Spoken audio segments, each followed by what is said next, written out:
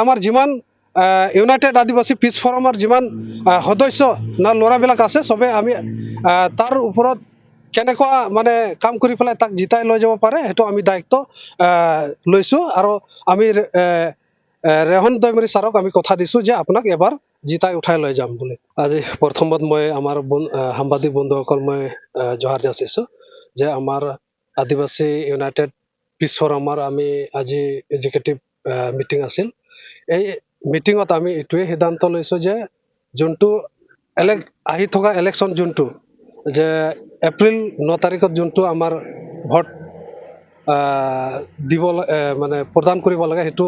বিষয়লৈ অলপ আমাৰ ইউনাইটেড আদিবাসী পিছ ফৰামৰ ওদালগুৰি ডিষ্ট্ৰিক্ট বডিত আমি আলোচনা কৰিলোঁ যে যিহেতুক আমি চিন্তা কৰিলোঁ যে যিহেতুক আমাৰ বিজেপি আৰু BPF যেহেতু এলায়েন্স চৰকাৰ হয় তো সেইটোকে আমি অলপ আলোচনা কৰিলোঁ যে কোনটো কাক কেনেকুৱা ছাপোৰ্ট কৰিলে আমাৰ ভাল হ'ব আমাৰ জনগোষ্ঠীৰ কাৰণে যে আমি এইটোৱে সিদ্ধান্ত কৰিলোঁ যে যেহেতুক আমাৰ আগৰ পৰা যেহেতুক বিজেপি চৰকাৰ থকাৰ সময়ত আমাৰ আদিবাসী একত হৈ গৈছিল এই একত হোৱাৰ পিছত আকৌ আমাৰ আদিবাসী কাউন্সিলখন বনাই দিছে সেইকাৰণে আমি আলোচনা আমি এইটোৱে সিদ্ধান্ত লৈছোঁ যে এবাৰ বিজেপি আৰু BPF যোনটো এলায়েন্স চৰকাৰ সেইটোকে আমি সমৰ্থন কৰিম বুলি ডিচিশ্যন লৈছোঁ। এবাৰ যোৱা কেইদিন আগত আমি BTC চৰকাৰৰ লগত আলোচনা কৰিলোঁ আকৌ বিজেপি চৰকাৰৰ লগত আমি আলোচনা কৰিলোঁ আৰু স্পেচিয়েল আমাৰ যেহেতু ইয়াত ওদালগুৰি যোনটো BTC আমাৰ ডেপুটি চিফ ৰেহন দৈমাৰীৰ লগতো এই কেইদিন আগতে আমি স্পেচিয়েল আলোচনা কৰিলোঁ আমাৰ ইউনাইটেড আদিবাসী পিছ ফৰাম হৈ পেলাই তো যেহেতু সিও আমাক কথা দিছে যে আমি আপোনালোকৰ যি ইছ্যু আছে এইটো ইছ্যুৰ ওপৰত আমি আপোনালোকক মই সহায় কৰিম আৰু কাম কৰি যাম বুলি কথা দিছে সেইকাৰণে আমি ৰেহন দৈমাৰীক ছাপোৰ্ট কৰিম বুলি আমি ডিচিশ্যন কৰিছোঁ। আৰু যেহেতু BPF আৰু BJP এলায়েন্স ইয়াতে যেহেতু BJPৰ কেণ্ডিডেট নাই BPFৰ কেণ্ডিডেট আছে ৰেহন দৈমাৰী তাকে আমি গোটেই আমাৰ যিমান ইউনাইটেড আদিবাসী পিছ ফৰামৰ যিমান সদস্য না ল'ৰাবিলাক আছে চবে আমি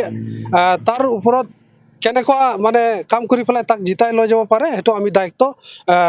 লৈছোঁ আৰু আমি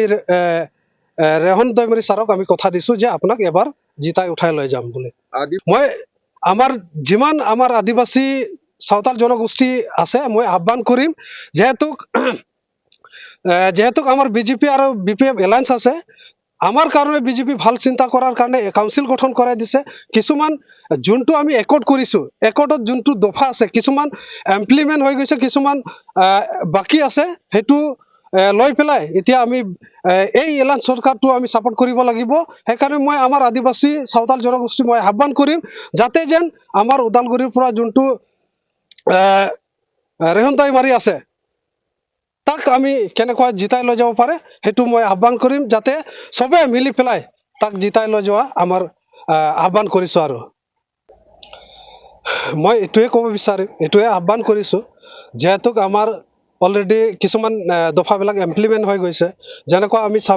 চাব পাইছোঁ BJP চৰকাৰ থকাৰ সময়ত আমাৰ যোনটো লিপি সাঁওতালী ভাষা যেহেতু এইটো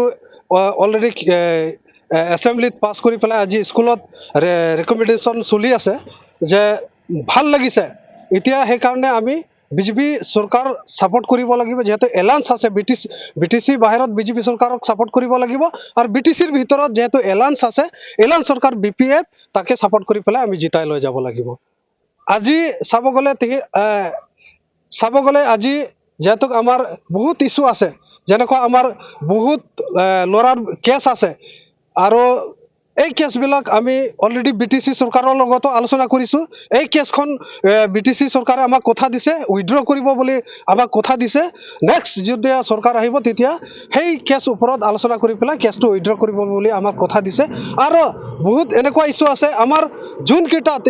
আজি এডিশ্যনেল গ্ৰুপৰ যিকেইটা ল'ৰা আছে আজিলৈকে ৰিহেবিলিটেশ্যন পোৱা নাই আৰু আনকি কিছুমান ল'ৰাবিলাক ভেৰিফাই হোৱা নাই এইবিলাক মই BTC চৰকাৰ তথা আমাৰ BJP চৰকাৰ তাক মই আহ্বান কৰিছোঁ আৰু অলৰেডি কথাও পাতিছোঁ যে ইলেকশ্যন পাৰ হোৱাৰ পিছত যেতিয়া চৰকাৰ গঠন হ'ব তেতিয়া আমাৰ কিছুমান ল'ৰাবিলাক বঞ্চিত হৈ গৈছে যে ৰিহেবিলিটেশ্যন পোৱা নাই, সেইবিলাকৰ ওপৰত মানে অতি সোনকালে কাম কৰিব বুলি আমাক কথা দিছে। সেইকাৰণে আমি এলান চৰকাৰ আমি ছাপোৰ্ট কৰিম বুলি আমিও কথা দিছো। আৰু লগতে এইটোৱে ক'ব বিচাৰিছো, যিহেতু আমাৰ যিকেইটা শ্বহীদ হৈছে সেইকেইটা যিকেইটা শ্বহীদ হৈছে এইকেইটা এককালীন চৰকাৰে সাহায্য দিব বুলি আমাক মানে কথা দিছে আৰু